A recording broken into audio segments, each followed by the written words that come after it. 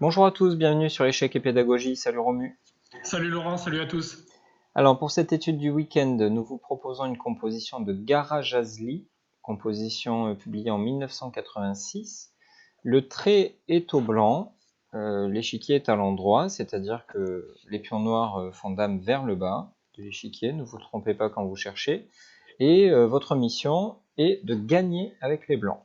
Ça ne va pas être facile, donc prenez bien votre temps, mettez la vidéo en pause et cherchez par vous-même cette solution qu'ensuite Romu va vous dévoiler dans les moindres détails. Alors effectivement, gagner avec les blancs semble peu évident puisque le matériel est réduit. On sait notamment que tour et cavalier, roi tour cavalier contre roi tour est nul, sauf dans des cas vraiment incroyables, mais 9 fois sur 10, c'est nul.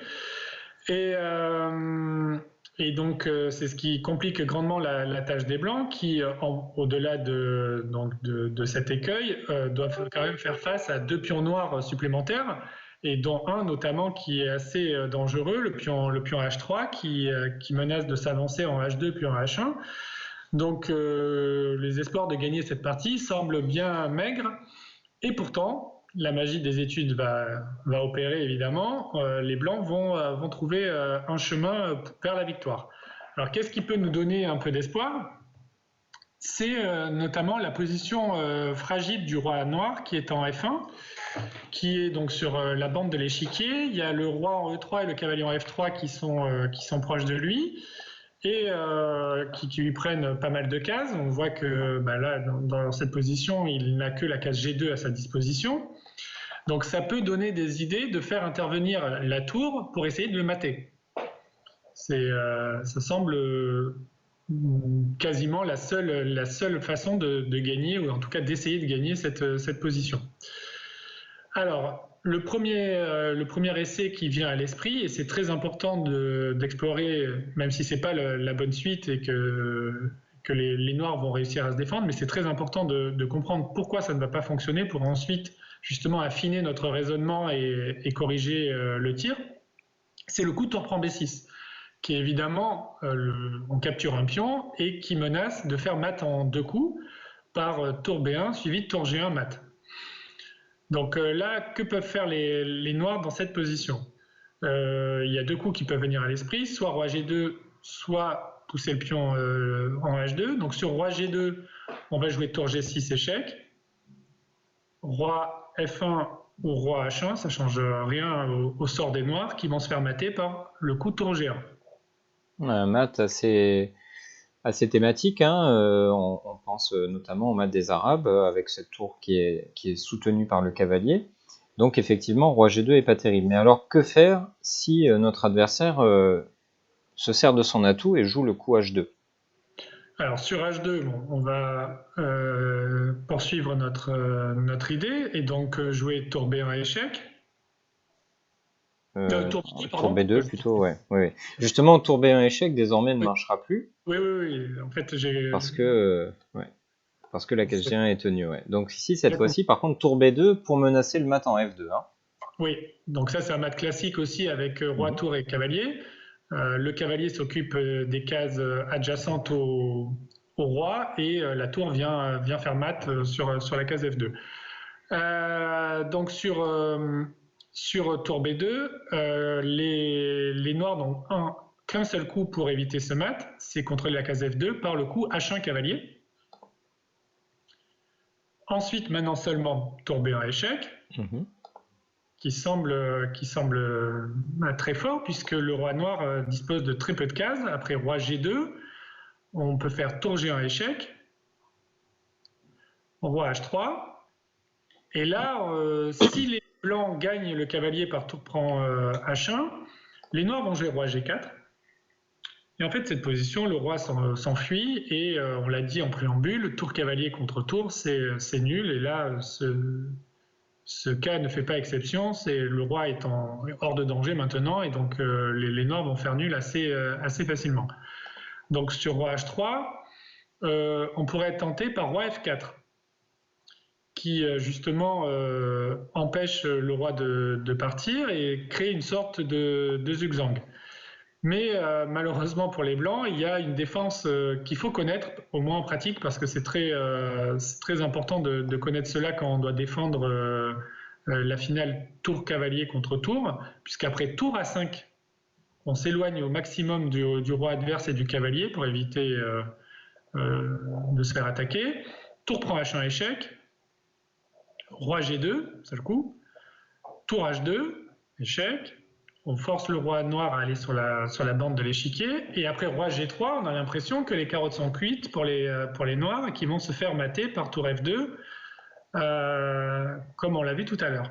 La case G5 est bien sûr gardée par le cavalier F3. Mais là, il y a une ressource qu'il faut, donc je disais, absolument connaître, c'est le coup de tour A2, qui récupère la deuxième rangée, puisque évidemment la tour n'est pas comestible, en tout cas si elle l'est, on échoue sur un pat, donc ça c'est quelque chose à retenir.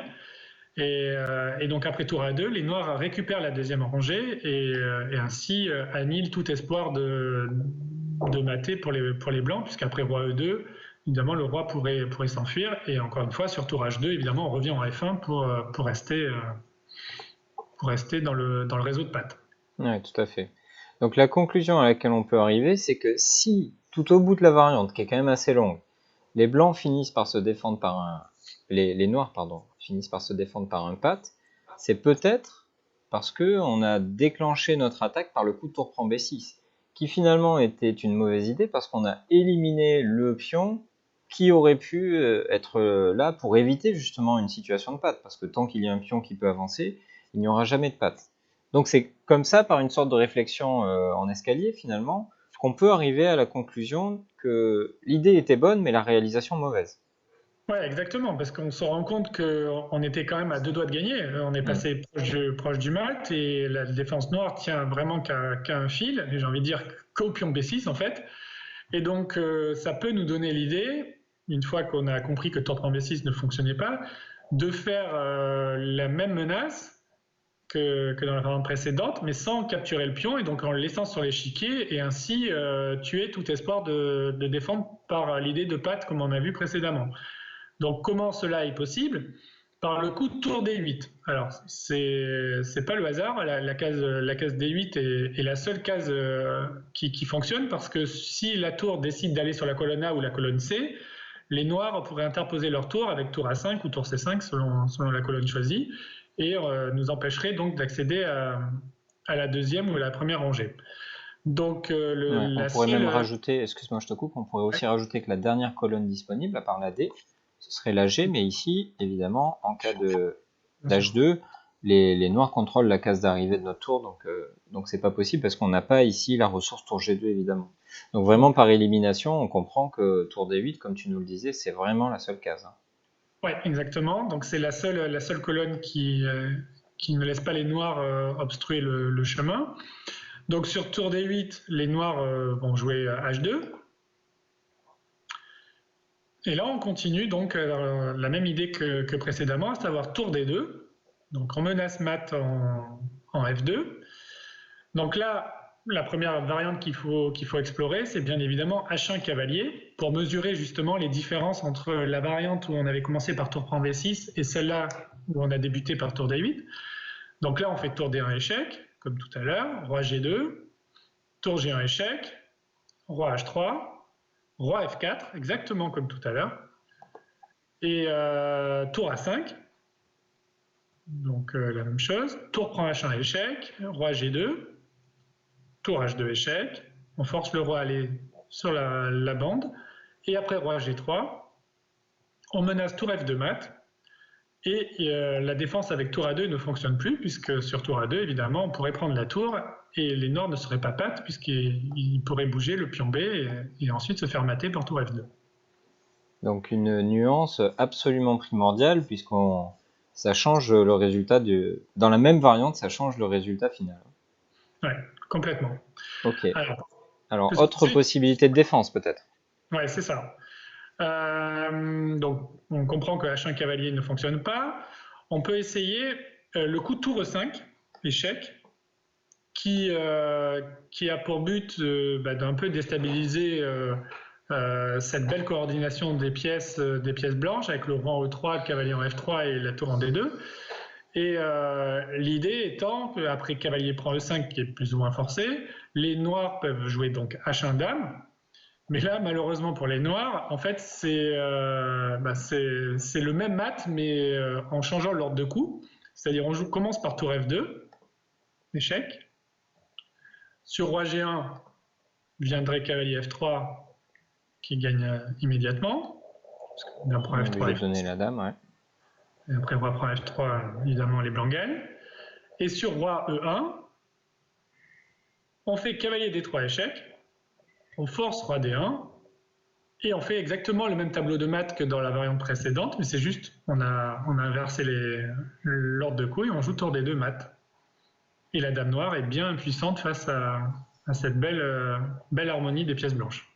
Ouais, tout à fait. Tu nous as bien fait comprendre l'importance de l'harmonie des pièces blanches. Alors, ce trio, je sais pas comment on doit appeler ça, roi, tour, cavalier, nous fait penser un petit peu au tandem dont on a vanté déjà les mérites, le tandem dame et cavalier. Ici, la dame est remplacée par l'alliage roi plus tour, ce qui peut faire des dégâts, comme on le constate. Donc, ce sont des pièces qui sont très fortes en attaque lorsqu'on arrive à les coordonner. Mais ici, il fallait avoir la finesse de compréhension que le pion sur B6 n'était pas là par hasard. En son absence, la partie est nulle, et en sa présence, la partie est gagnée pour les blancs. Et il fallait vraiment avoir anticipé une défense assez formidable des noirs avec ce coup magistral tour à 2. On peut remontrer la position, elle vaut le coup, je pense, elle vaut le coup d'œil. Voilà, dans cette situation qui semble sans espoir parce que les blancs ont un mat en F2, eh bien on joue tour à 2 et on sauve les meubles. Et on comprend bien qu'en la même situation en présence du pion B6, cette fois-ci, était tout simplement perdante. Hop, elle est là, puisqu'on peut se permettre de prendre la tour sans faire patte. Donc il y a à la fois de la finesse de compréhension dans l'organisation, la coordination des pièces blanches, mais aussi dans l'anticipation des défenses de l'adversaire et la finesse de la présence ou de l'absence de ce pion sur B6. Donc merci Romu pour toutes tes explications. On a bien senti voilà, tout le toucher délicat du compositeur dans cette étude grâce à tes explications. On espère que vous avez apprécié à la fois cette étude et l'explication que vous en a donnée Romu. N'hésitez pas à liker la vidéo si c'est le cas. N'hésitez pas également à partager avec nous ce que vous avez imaginé lorsque vous avez réfléchi à cette position. Ça nous fait toujours plaisir d'avoir un retour de vos différentes réflexions. Et on vous dit à très vite sur notre chaîne. Au revoir, à bientôt.